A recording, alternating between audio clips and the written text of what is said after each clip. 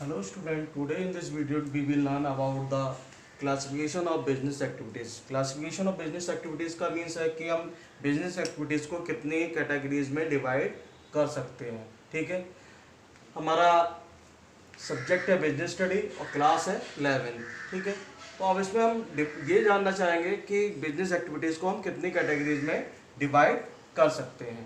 ठीक है, तो इसमें कह रहा है business activities can be classified into two categories. Business activities को दो कैटेगरीज में क्लासिफाइड किया जा सकता है। ठीक है, कौन कौन सी? Number 1 industries, number 2 commerce. अब इंडस्ट्रीज का क्या रोल है इन बिजनेस और कॉमर्स का क्या रोल है इन बिजनेस, इसके बारे में जानते हैं।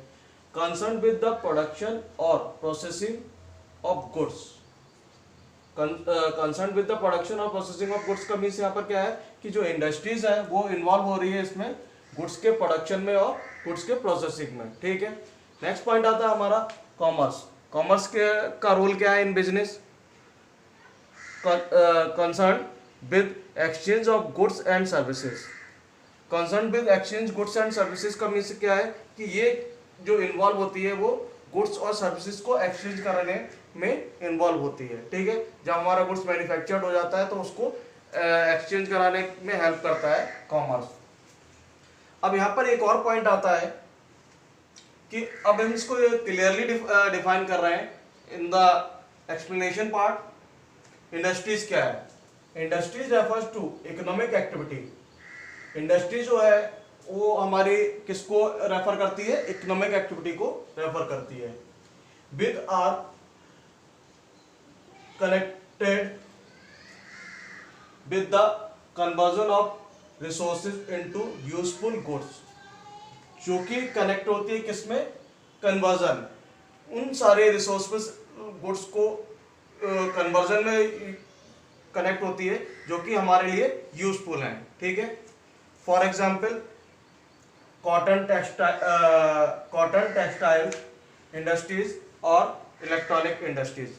अब जो भी हमारी कॉटन और टेक्सटाइल की इंडस्ट्रीज हैं वो कॉटन के सारे उसमें इन्वॉल्व होती हैं, जो भी कॉटन में इन्वॉल्व होगी, और जो हमारी इलेक्ट्रॉनिक इंडस्ट्रीज हैं वो ओवरऑल इलेक्ट्रॉनिक्स पार्ट्स में या इलेक्ट्रॉनिक्स गुड्स में इन्वॉल्व होगी। ठीक है, अब आगे एक और पॉइंट बन जाता है हमारा, गुड्स को भी कैटेगराइज कर रखा है एक तरह से। Goods produce by the industries may be consumer goods और प्रोड्यूसर गुड्स। जो भी इंडस्ट्रीज के थ्रू गुड्स प्रोड्यूस किया जाता है उसको हम कंज्यूमर गुड्स में भी उसको हम कंज्यूमर गुड्स में कन्वर्ट कर सकते हैं और प्रोड्यूसर गुड्स में कन्वर्ट कर सकते हैं। अब कंज्यूमर गुड्स कौन सा होता है उसके बारे में जान लेते हैं। Consumer goods, these goods are meant for direct consumptions by the consumer।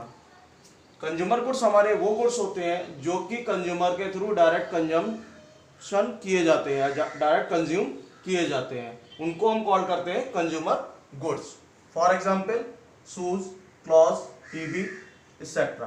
मतलब कहने का मीन्स क्या है कि हम ये वो गुड्स हैं जो रेडीमेड एक तरह से ऑलरेडी मैन्युफैक्चर्ड है और इनको डायरेक्टली कंजम्पशन के लिए मार्केट में लेकर के आया जा रहा है। ठीक है, जिसके थ्रू जो कंज्यूमर्स है, कस्टमर्स है, उनका कंजम्पशन कर सकें। ठीक है, नेक्स्ट आता है हमारा प्रोड्यूसर गुड्स। अब प्रोड्यूसर गुड्स कौन कौन से होते हैं? These goods are used in the production of other goods। अब ये वो गुड्स हैं जो अदर गुड्स को प्रोडक्शन करने में इन्वॉल्व होते हैं। ठीक है, या यूज किए जाते हैं। जैसे हमारा स्टील, स्टील से हम बहुत सारी आइटम्स तैयार करते हैं, तो ये हमारे लिए एक तरह से गुड्स की तरह ट्रीट कर रहा है, ये प्रोड्यूसर गुड्स है। इससे क्या होगा, आगे फर्दर प्रोडक्शन होगा। ठीक है, मशीनरीज, इससे फर्दर प्रोडक्शन होगा, फैक्ट्री बिल्डिंग एक्सेट्रा। तो ये सारी जो है वो हमारे प्रोड्यूसर गुड्स हैं। ठीक है, ये तो बात हो गई हमारी इंडस्ट्रीज की और गुड्स की। ठीक है, अब हम बात करते हैं कॉमर्स की। कॉमर्स एग्जैक्टली क्या है? जैसा उसमें मैंने बताया था, commerce concern with the exchange of goods and services, कि कॉमर्स का वर्क क्या होता है? Exchange goods and services. तो यहाँ पर हम इसको डीपली पढ़ना है। All activities related to buying and selling और providing services to facilitate buying and selling are part of commerce. मतलब वो सारी एक्टिविटीज जो किससे रिलेटेड होती है, बाइंग एंड सेलिंग से, एंड प्रोवाइडिंग सर्विसेज, या फिर सर्विस प्रोवाइड कराने से रिलेटेड हो। To facilitate buying and selling, किसको फैसिलिटेट कर रही है, बाइंग एंड सेलिंग को फैसिलिटेट कर रही है। आर पार्ट ऑफ कॉमर्स, ये सारी चीजें किसका पार्ट है, कॉमर्स के पार्ट है। कहने का मीन्स से क्या है, इन सिंपल वर्ड्स हम कह सकते हैं कि बहुत सारी एक्टिविटीज जो आफ्टर प्रोडक्शन गुड्स को खरीदने और बेचने में हेल्प कर रही हो, या किसी अदर वे में उन मैन्युफैक्चरर्स को, प्रोड्यूसर्स को फैसिलिटेट कर रही है जिन्होंने गुड्स मैन्युफैक्चर कर रखा है, तो वो हमारी कॉमर्स से रिलेटेड एक्टिविटीज कॉल्ड की जाएंगी। ठीक है, आगे कह रहा है commerce act as a link between producer and consumers. जो कॉमर्स है वो एक तरह से दोनों के बीच की कड़ी है। किसके बीच की, प्रोड्यूसर्स के और कंज्यूमर्स के। प्रोड्यूसर्स कौन होते हैं, जो गुड्स को प्रोड्यूस करते हैं, कंज्यूमर्स कौन होते हैं, जो गुड्स को कंज्यूम करते हैं। ठीक है, consumers to ensure efficient distribution of goods. ठीक है, आगे कह रहा है consumer help, commerce helps to maintain the free and smooth flow of the goods and services by removing all the hindrance. अब यहां पर क्या कह रहा है, कॉमर्स जो है कहीं ना maintain the free and smooth flow. Commerce जो है एक फ्री और स्मूथ फ्लो मेंटेन करके रखता है, किस, कहां पर, इन द इंडस्ट्रीज पार्ट में। ठीक है, कैसे,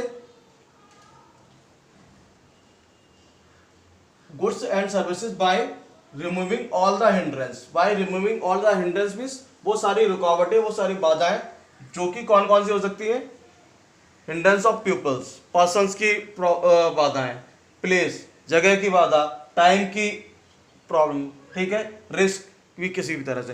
तो अब कैसे पीपल्स का अरेंजमेंट थ्रू द कॉमर्स हम पीपल इजीली अरेंज कर सकते हैं, टाइम का हम इजीली मैनेज कर सकते हैं, कोई भी रिस्क, अब रिस्क किस तरह से हम उसको वो करेंगे, थ्रू द इंश्योरेंस कंपनी। ठीक है, क्या है कि जो कॉमर्स है वो हमारा इसको इंडस्ट्रीज को या इसको इंडस्ट्रीज को हेल्प करता है। ठीक है, विदाउट, अगर हम कोई भी एक बिजनेस एक्टिविटी को लेकर के चलें तो ये दोनों एक दूसरे के को कंप्लीट करते हैं। जब इंडस्ट्रीज का काम जहां पर खत्म हो जाता है वहां पर कॉमर्स का काम स्टार्ट हो जाता है।